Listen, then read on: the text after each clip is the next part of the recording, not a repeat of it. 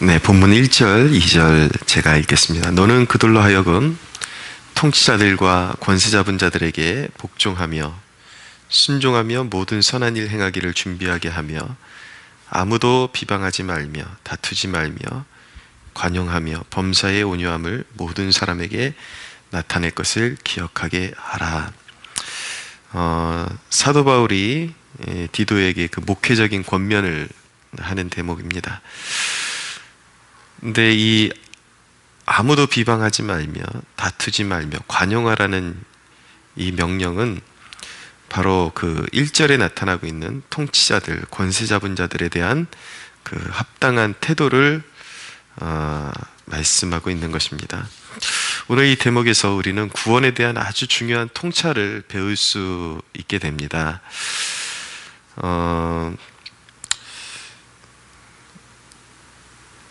저도 이 대목을 묵상하면서 제 자신에 대한 그런 어떤 특별히 이 정치적인 이슈가 굉장히 민감한 이때에 그런 권세 잡은 자들, 권력 있는 자들에 대해서 어떤 식으로 대하는 것이 맞는지에 대한 좀 고민이 있곤 했는데, 오늘 그러한 부분에 대해서 바울이 잘 터치해주고 이 대목을 통해서 오히려 복음의 본질에 대해서 다시 한번 생각할 수 있도록 도와준다라는 것을 알게 됩니다.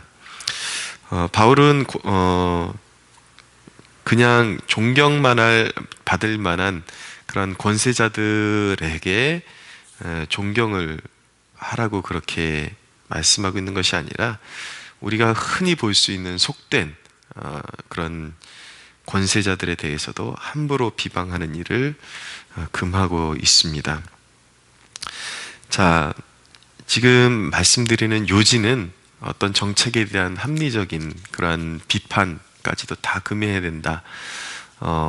나라가 엄한 대로 가고 있는데 무조건 비판하면 안 된다, 이런 것이 아니라 그 권세자와 그런 어떤 직접적인 대면이 있을 경우에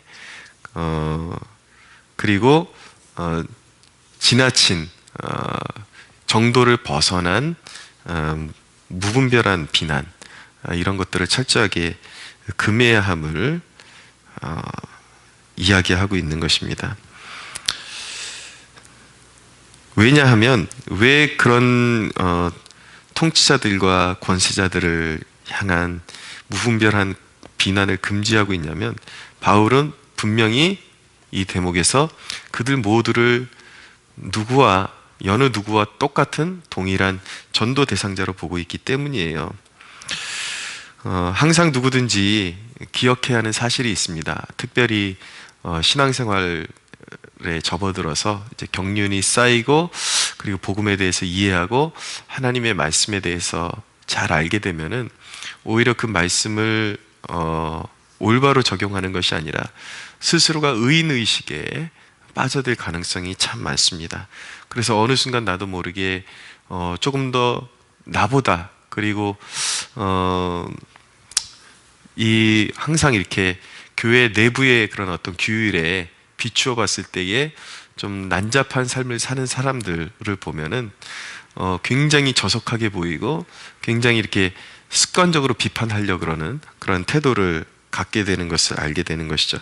그런 우리의 본성을 알고 있기 때문에 사도 바울이 우리 누구나가 기억해야 하는 것이 바로 그것을 3절에서 한번 다시 리마인드 시켜주고 있는 것입니다.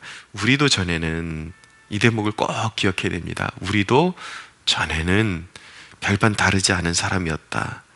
말씀을 그대로 읽어드리면, 우리도 전에는 어리석은 자요, 순종하지 아니한 자요, 속은 자요, 여러 가지 정욕과 행락의 종노릇한 자요, 악독과 투기를 일삼은 자요, 가증스러운 자요, 피차 미워한 자였으나. 그러니까 우리가 굉장히 속되다고 생각하는 그러한 사람들의 모습과, 우리가 구원받기 이전에, 복음의 진리를 온전히 알기 이전에 우리의 모습은 똑같았다라는 것입니다. 이전에 제가 청년부 시절에 청년부 누님 한 분이 자기의 과거를 이렇게 이야기하면서, 은혜 받기 전에 교회에 나오던 그 초기 동안에 마저도 나이트 클럽을 다니고 한때 잘 놀았다라고 그렇게 고백하는 모습을 보게 됐는데, 어느 순간에 성령 받고 그러니까 이제 막 뭐 기도만 하면 달기똥 같은 눈물을 떨어뜨리고 그런데, 그게 거저된 것이 아니라 오늘 말씀의 4절에 우리 구주 하나님의 자비와 사람 사랑하심이 나타날 때에, 그것이 여러분들의 자격이나 우리의 자격이나 노력에 의한 것이 아니라 죄인 사랑하심이 하늘로부터 나타나서 누군가의 전도를 듣고 또 마지못해서 교회 나오기 시작했는데, 어느 순간 은혜의 문이 활짝 열리기 시작하면서 말씀을 들으면 눈물이 쏟아지기 시작하고, 기도하면 감흥이 오기 시작하고, 이것이 절대적인 하나님의 주권하에 그런 일이 일어났기 때문에, 구원에 있어서 절대적으로 우리의 노력이나 어떤 행함이 어떤 전제 조건이 되고 자격 요건이 되어서 구원받은 사람은 아무도 없다라는 것입니다. 우리 중에 설령 목사라 해도, 사람들의 눈에 성자처럼 보이는 사람이라 해도, 이전에 다 남을 속이고 속된 것 좋아하고 음란한 것 좋아하고 노는 것 좋아하고 마시는 것 좋아하고 이랬던 사람들이 구원받은 거라고요. 그렇기 때문에 설령 지금 아무개가 세상에서 힘자랑하고 세상에서 그런 쾌락에 노예가 되어 있고 이런 사람들이라 할지라도, 그 대면하면서 저 사람 더러운 사람이다 라고 말하는 것처럼 그 사람들이 행하고 있는 죄목 하나하나, 죄의 본질은 강단에서 죄로서 선포되어야 되고 회개를 촉구해야 되지만, 그 한 사람을 영혼으로 대할 때 비방하는 자세로, 판단하는 자세로, 결코 대면할 때 그런 식으로 대면해서는 안 된다라는 것을 다시 한번 각인시켜주고 있는 것입니다. 우리 안에 얼마나 중요한 대목을 다시 한번 리마인드 시켜주고 있는 것입니까?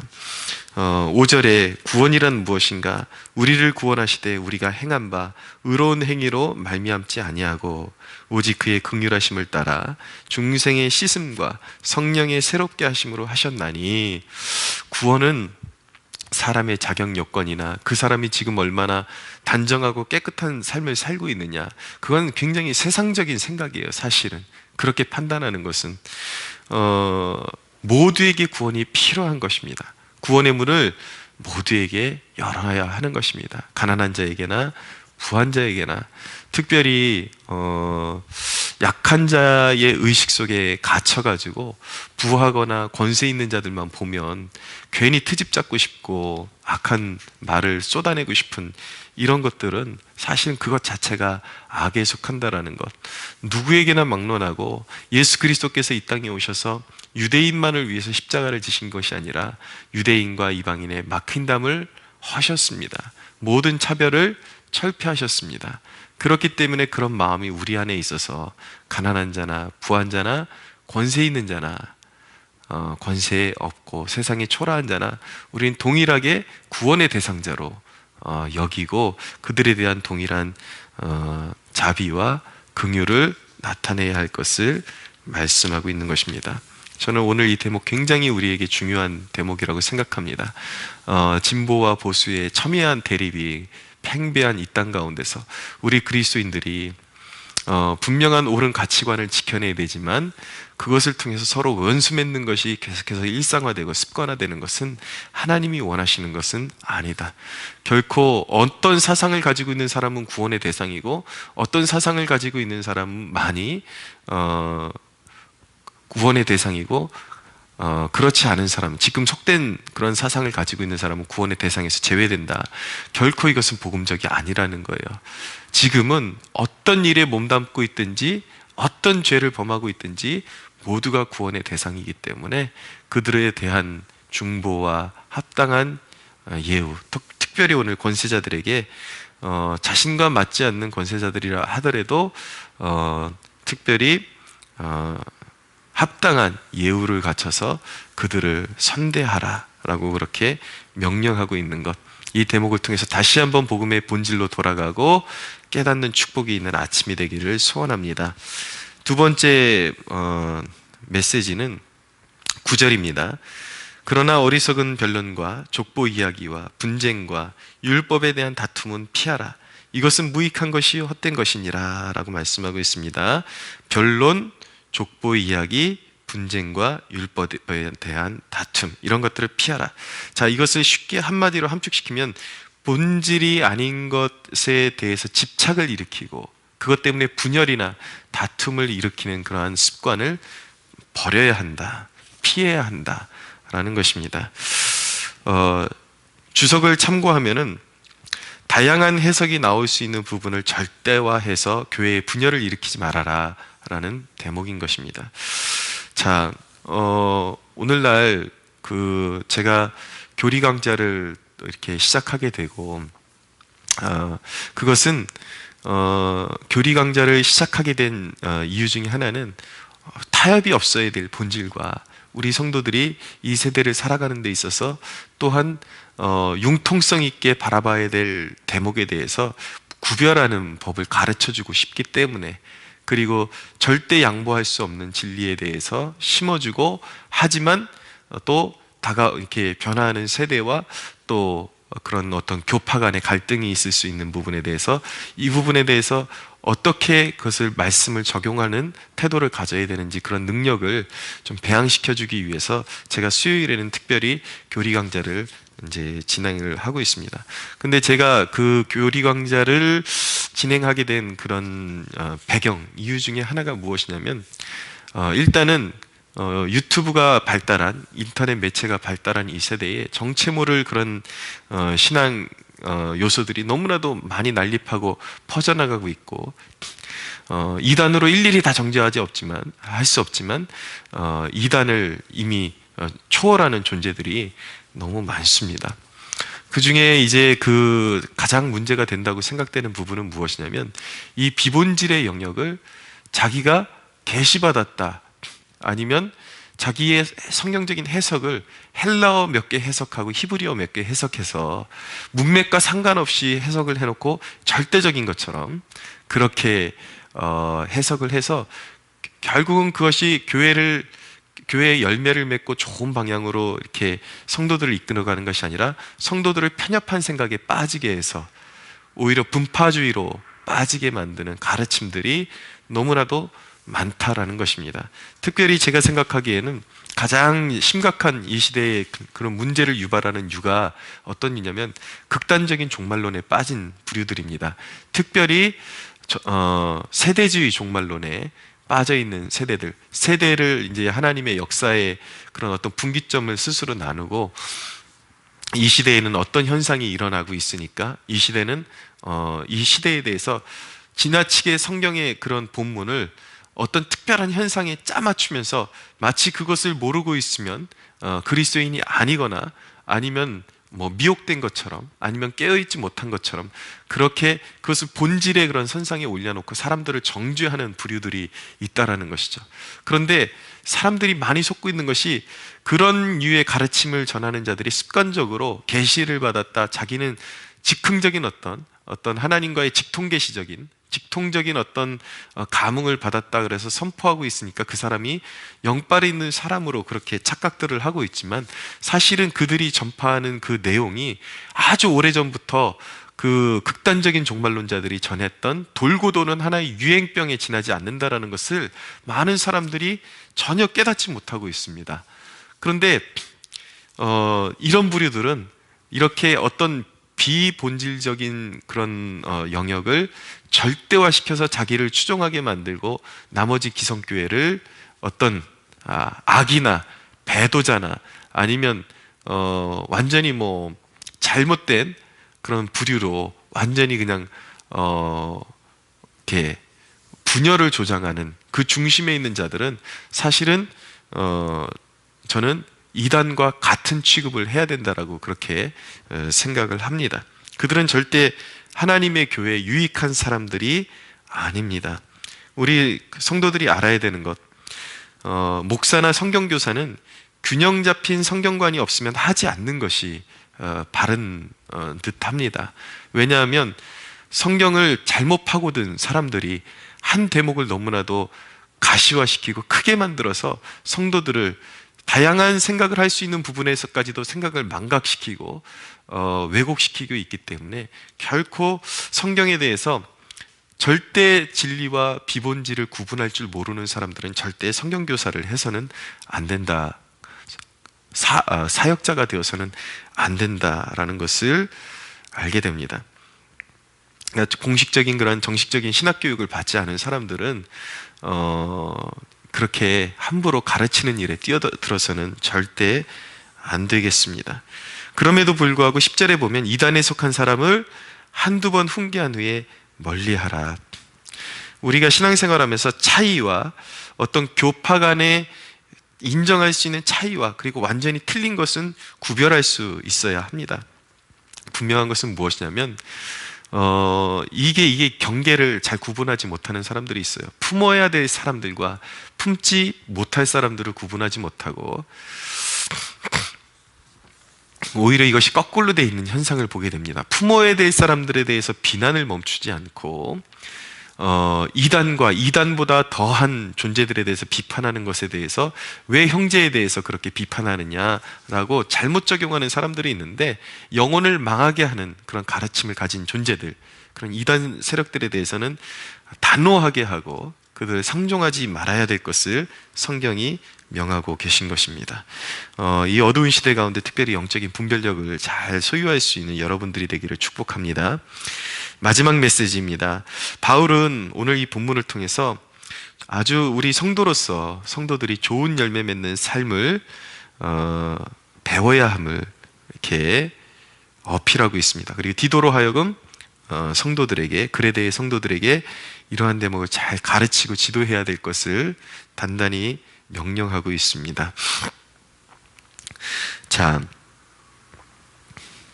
12절부터 읽겠습니다. 내가 아데마나 두기고를 너에게 보내리니 그때에 네가 급히 니고볼리로 내게 오라. 내가 거기서 겨울을 지내기로 작정하였노라.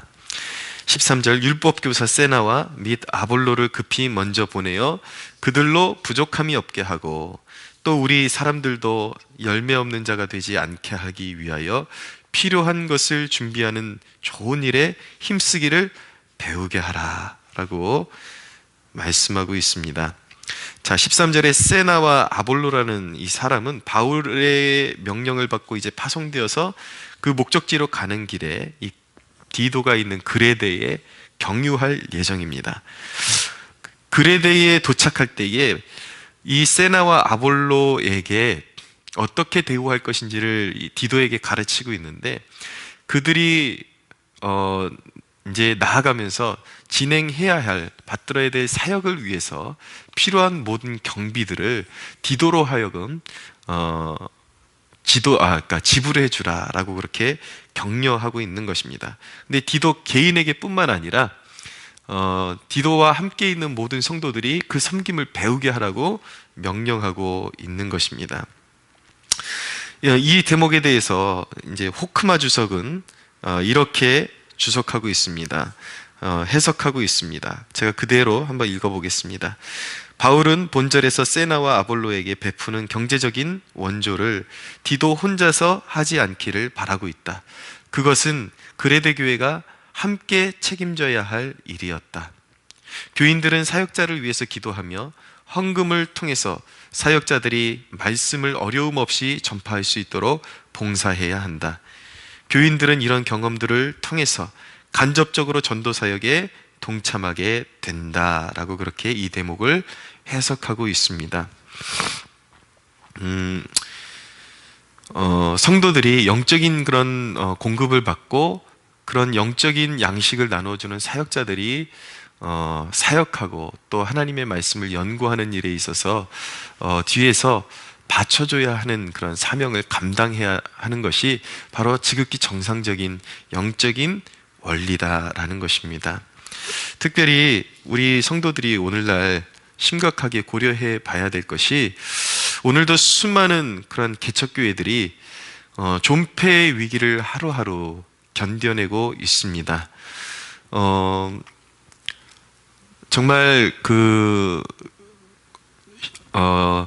고정적인 그런 헌금과 그리고 11조 생활을 온전히 할 수 있는 가정이 5가정만 있어도 교회를 순탄하게 이어갈 수가 있는데, 그런 환경이 되지 않아서 오늘도 존폐의 위기를 오고 가는 그러한 개척교회들이 굉장히 많이 있다라는 것을 알게 됩니다. 제 주위에도 보면은 정말 복음의 사명을 가지고 교회를 시작했지만 결국은 교회 유지를 감당하지 못하고 몇 년 만에 버티다가 이제 사역자들이 개인적으로 빚을 지고 교회 문을 닫아야 하는 상황들이 생각보다 많이 있음을 알게 됩니다. 오늘도 수많은 교회들이 문을 닫고 있는 현실에 놓여 있습니다. 그러므로 우리 성도들이 교회를 막론하고 정상적인 그런 교회들이라면 교단과 교파를 초월해서 하나님 나라의 확장에 대한 그 부담을 함께 지고 갈 그런 사명의식이 필요한 시대입니다. 여러분들 중에 하나님께서 특별히 물질의 축복을 하나님께서 남보다 더 맡겨주신 분들이 있다면 여러분들의 그런 11조 외에 본 교회에 내는 11조 생활 외에 반드시 개척교회와 미자립교회를 위한 선교 헌금을 측정하실 것을 권면해 드립니다. 여러분들 가능한 분들은 여러분들이 정말 남보다 갑절의 그런 물질적인 축복을 누리고 있다면 단순히 선교 헌금이 아니라 10의 2조를 하도록 그렇게 노력하십시오. 가만히 보면은 하나님께 큰 복을 받아서 정말 충분한 경제적인 생활을 누리면서 시즌만 되면 자기 차를 바꾸시는 분들도 있습니다. 그것은 하나님께서 주신 축복을 올바로 관리하지 않으면 화가 있다라는 것을 명심하셔야 하는 것입니다. 여러분들에게 준 그러한 물질은 시즌마다 차를 바꾸고 여러분들의 그런 사치 생활을 더 풍요롭게 하라고 하나님께서 주신 것은 아닌 것입니다. 정말 시즌마다 차를 바꾸는 것, 그것을 좀 줄이고 좋은 차 탈 수 있습니다. 그러나 더 좋은 일에, 생명 살리는 일에 사용할 수 있는 물질을 헛된 데 낭비하지 말라는 것입니다. 어떤 이들은 매 해에 정말 그런 어떤 고가의 여행들을 너무나도 쉽게 많이 다니는 것을 알게 됩니다. 그러나 여행 3번 다닐 수 있는 것 2번이나 1번으로 줄이고, 그리고 미자립교회를 돕고 선교지를 도울 수 있는 그런 마음을 가지고 섬기는 것이 하나님 앞에 얼마나 큰 위로가 되고 기쁨이 될 수 있을지를 생각해 봐야 하는 것입니다.